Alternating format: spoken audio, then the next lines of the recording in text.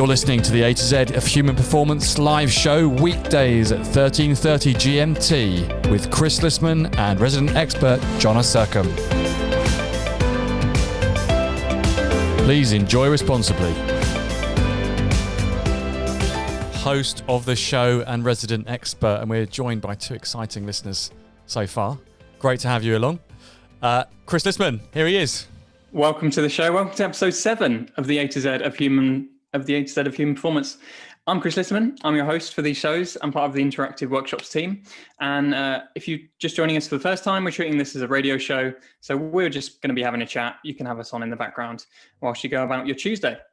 And I'm excited as ever to be joined by Jonna. Jonna, how are you doing? I'm resident expert.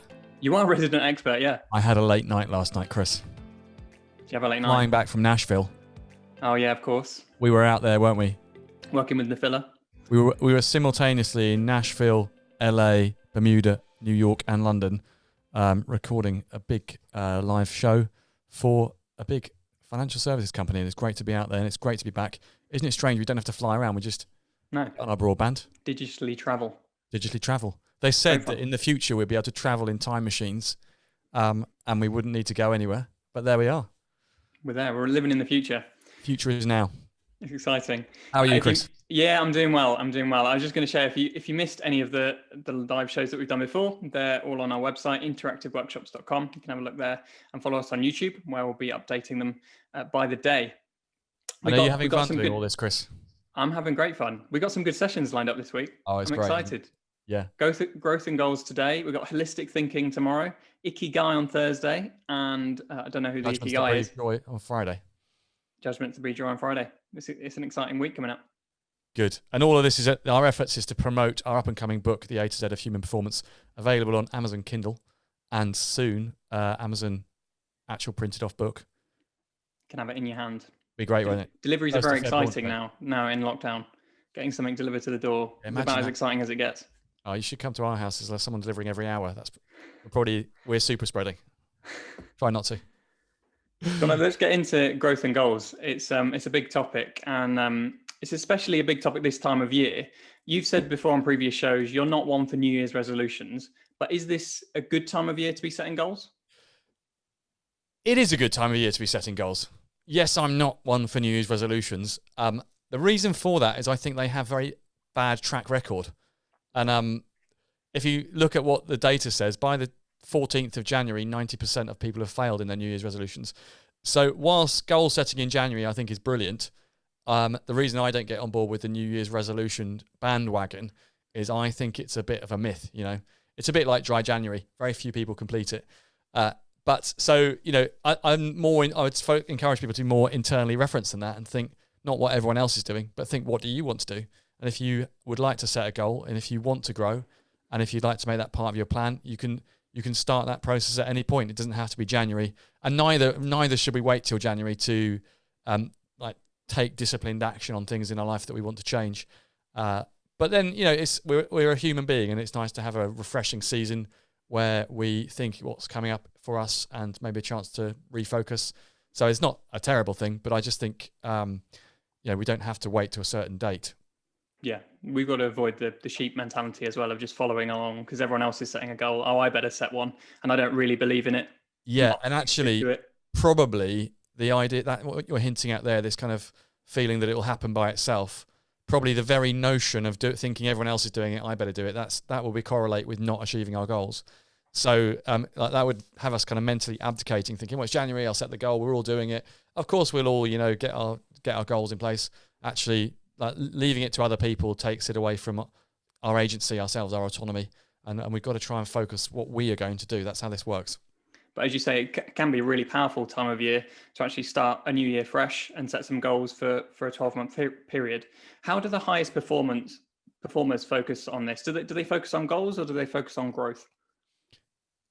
They focus on both, Chris. And again, as we said, when writing this book, we did loads of research and looked at different people and how they go about it.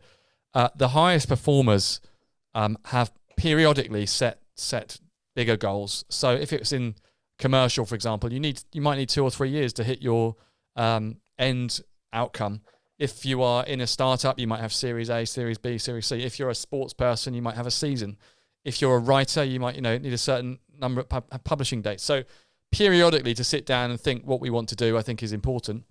And I'm really interested, like someone like Lewis Hamilton, he's just won his 7 times world title, but he's not signed his Mercedes contract, and he's gone on air and said, I'm considering what I'm going to do with the next phase. Yes, motor racing is important, but there are other things in life that I don't want motor racing to stop me from getting involved with. So this kind of time of periodic reflection is really good. And the highest performers, what they most know is that they need to be intrinsically motivated about what they're going to do. So they need to be tuned into what their thoughts and feelings are, their desires. They know that they'll get the best out of themselves as and when their outcomes and their goals that they're aiming for align completely with their desires. And we talked to me about drives and desires, but taking on board a goal that is someone else's and or ignoring our inner drives, it means that we're only half committed to our goal. In fact, we're also in conflict. So the top performers do a lot of reflection. You see people in the stars of stage and screen, for example, deciding that they're no longer going to be in any movies for a season. The top musicians launch a string of albums and then decide, actually, I'm taking a year off from creating albums.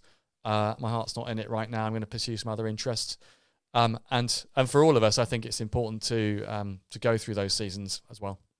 So to actually focus on our growth and be committed to our growth, we've got to be committed to our goals as well and find those intrinsic motivators.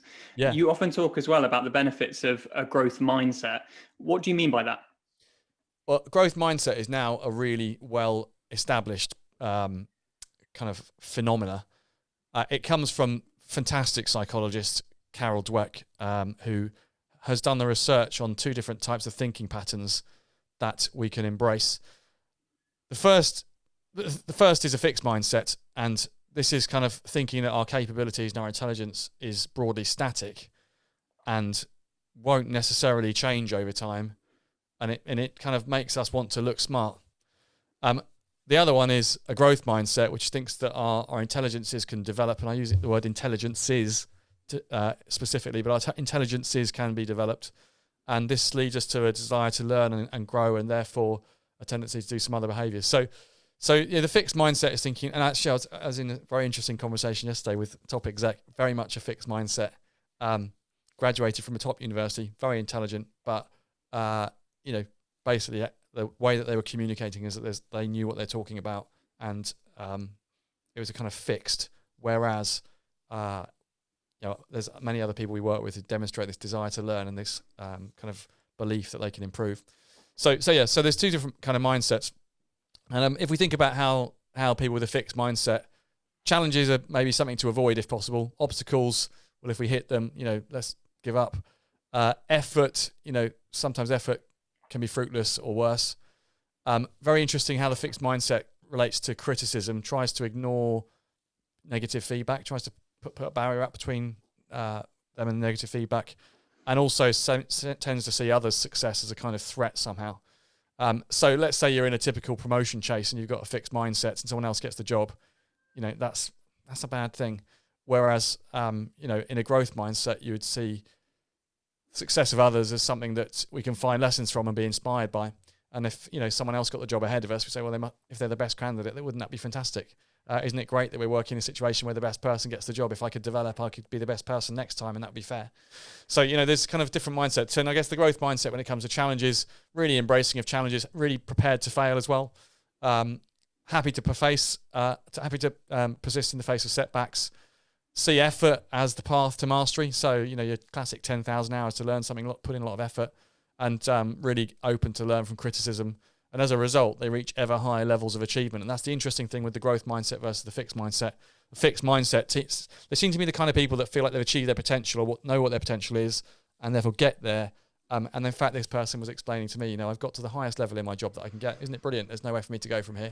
I've now made it, effectively. And I was just thinking in my mind, wow, I've never thought like that. So the growth mindset is that there's always an unknown next step. And even if I were to reach the top in one thing, I might be bored in another and want to move on to another. So why is it that someone like that will get trapped in that fixed mindset? What's the allure? Well, it's very alluring, Chris, because you can say you've made it, can't you? You can say, I've done it. You're aiming for an end point, and you that mentality is that I've reached that end point because I'm really capable. I'm more capable than others, definitely. And I've got there. So look at me, can feel satisfaction. But they might not have tapped their full potential at all. And so this growth mindset's really interesting, and Carol's research is great if you want to look into that. There's this massive thing called the internet. Look it up. Where do you think you're at? You're a growth mindset guy.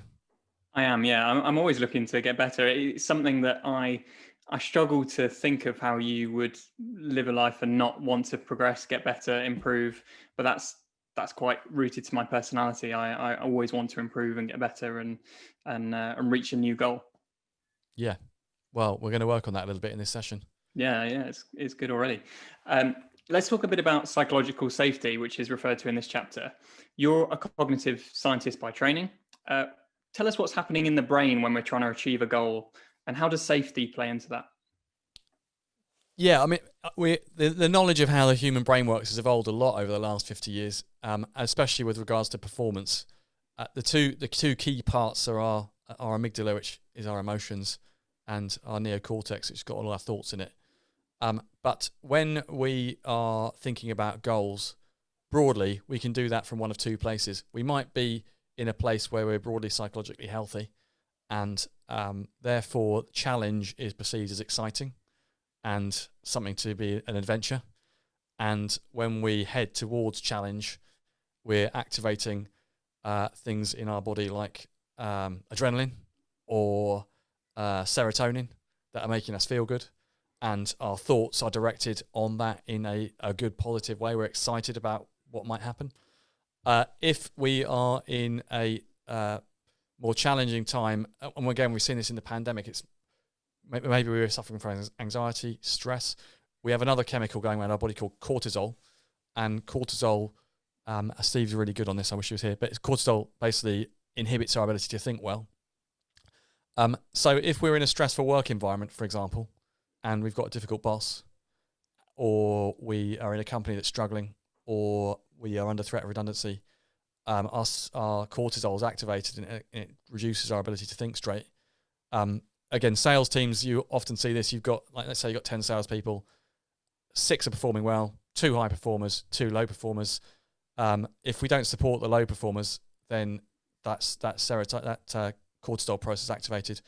And then that's when you're waking up in the middle of the night thinking, I'm not going to do well here, and I'm nervous, and how am I going to pay my bills?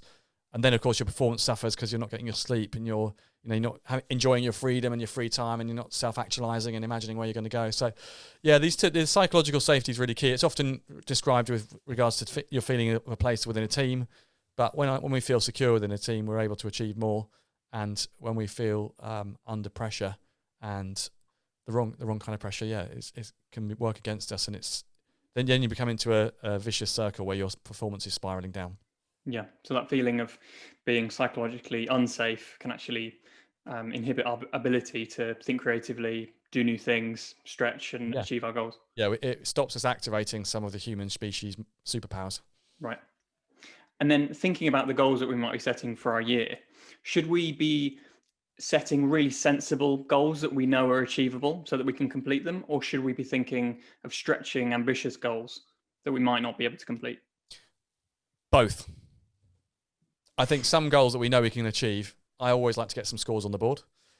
Our goals should be stretching and challenging and stimulating all at the same time. And we should also set goals that we know we're going to need to grow to achieve. So setting goals that are just about what we can execute.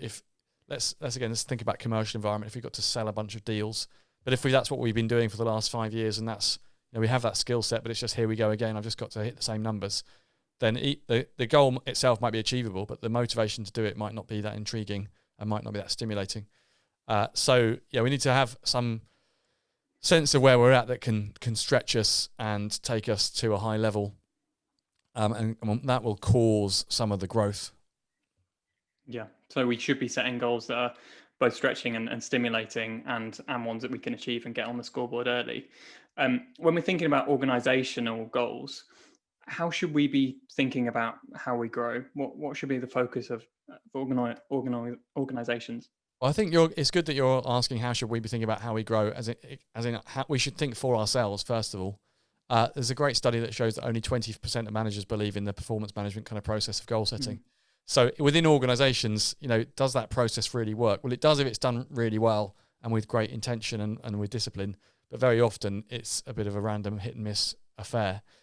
I think that, making sure that we set suitably stretching goals and then go through into all the detailed planning about how we're going to achieve that is the key. And they call those process goals. So the outcome goal is kind of thing we're trying to achieve, and the process goals are the steps along the way. If you have steps along the way planned out and you've told a friend, i.e. you've got accountability, and you're going to get feedback on those in terms of how you're doing, and there's some kind of reporting on performance along the way, that is the highest blend cocktail of how you can achieve those performance goals. Okay, great. And then thinking about the biggest goals in life, let's talk bucket lists. Jonna, what's on yours? I do want to climb some more mountains, Chris, and I've been aware that.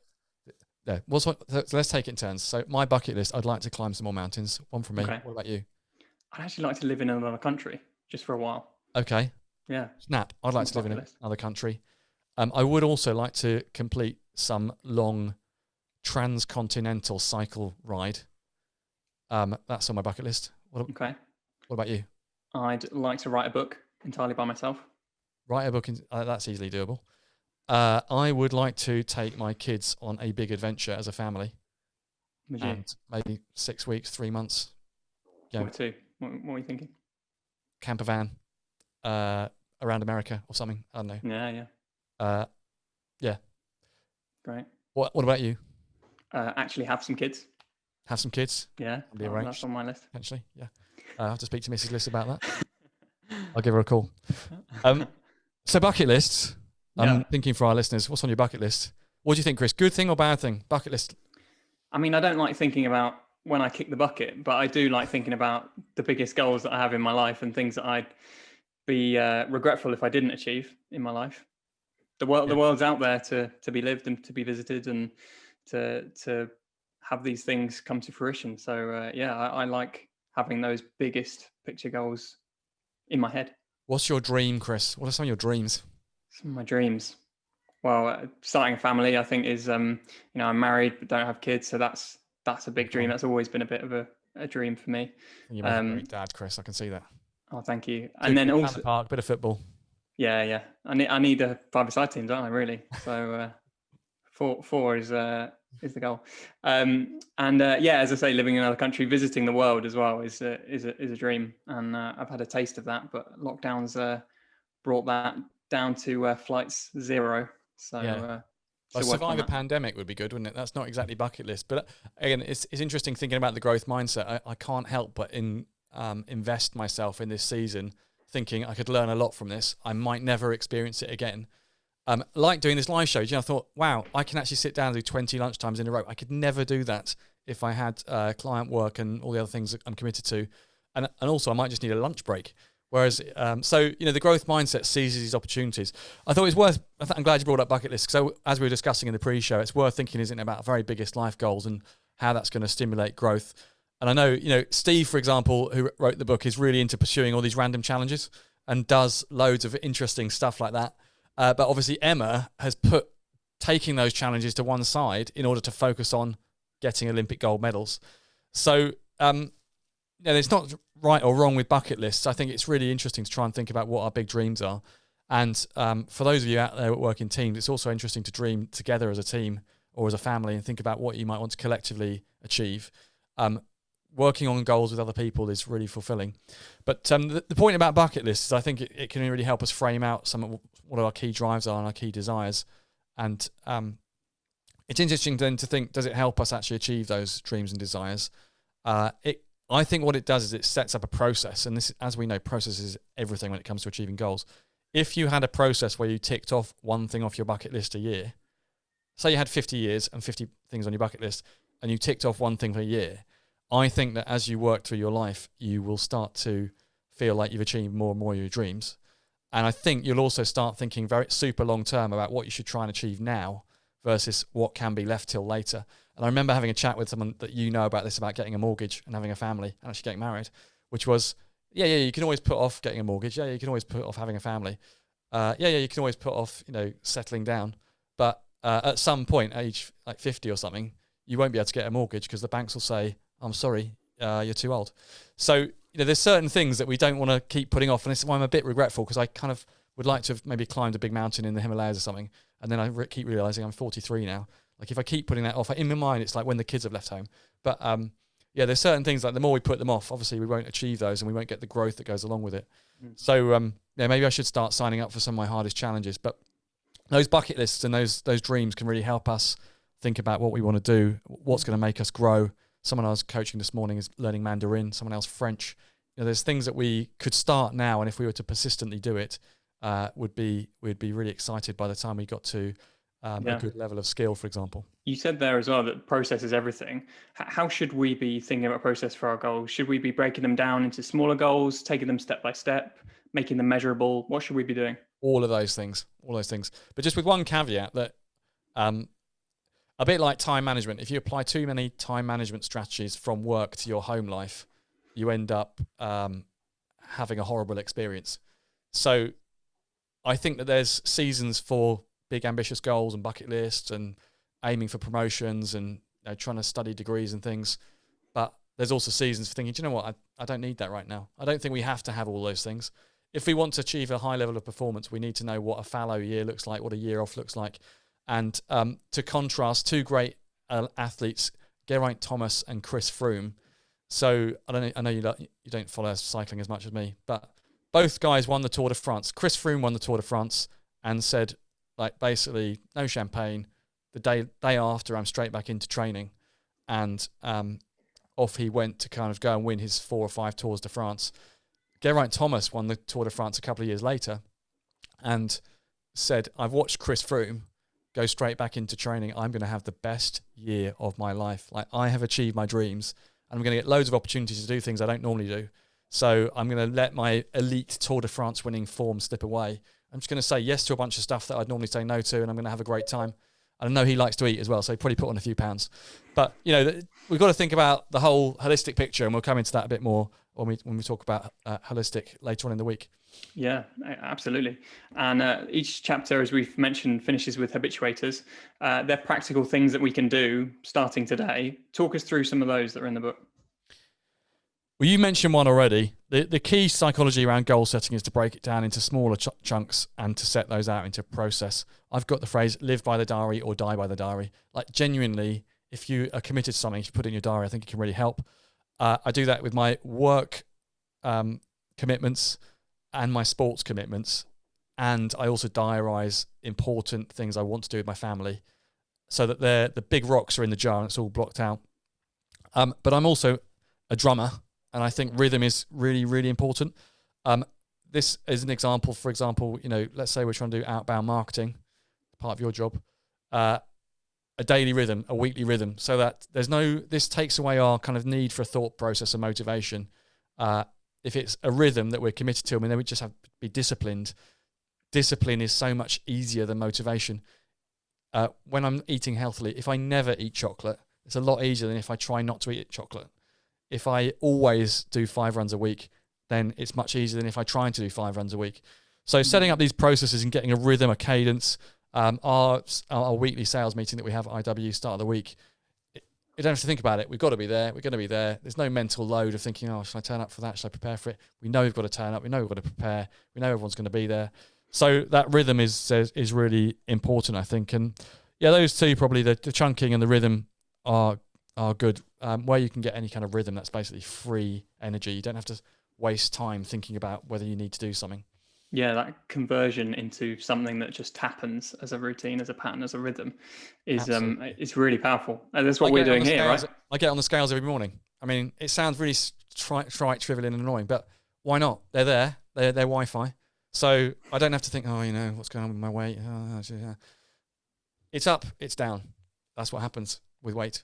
The same with fitness. Sometimes I get injured, and I used to get frustrated, and I used to think that was bad. But actually, do you know what? It happens. Fitness and recovery is part of being athletic or exercising.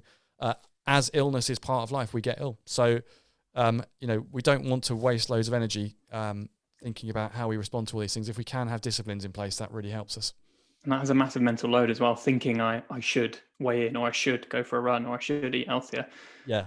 It's not helpful. it takes cognitive load, and obviously the freer our minds can be, the more relaxed we can feel, the better, and we don't have to think about these things then. So yeah, I mean, these are some of the kind of the basics of high performance, and that is what the top people are trying to do. They're trying to build rhythms, they're trying to chunk things down, and they're also society is hyper individualized in general. We've got all this social sharing, but we don't have that much social support. And actually, if we can plug into accountability and genuine support from people who care about us, that is going to help us get to be our best. Emma talks about her team all the time, and her team are the sports masseurs, psychologists, but also her family, her partner, all these other things. So, having a team around us that can help us succeed is really important. Yeah, that support network is really vital. Well, we're coming to a close, John. Anything else to add on growth and goals? I just want to know which bucket list thing you're going to put down for this year.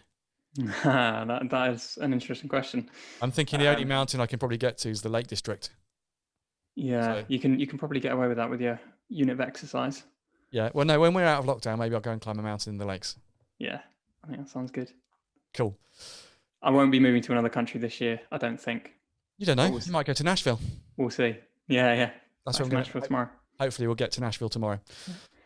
Cool. Well, thanks so much, John. Thanks for joining me again. And that's all we've got time for today. But we'll be here, same time tomorrow, 13:30 GMT. Join us again. Tomorrow we're going to be thinking about holistic thinking.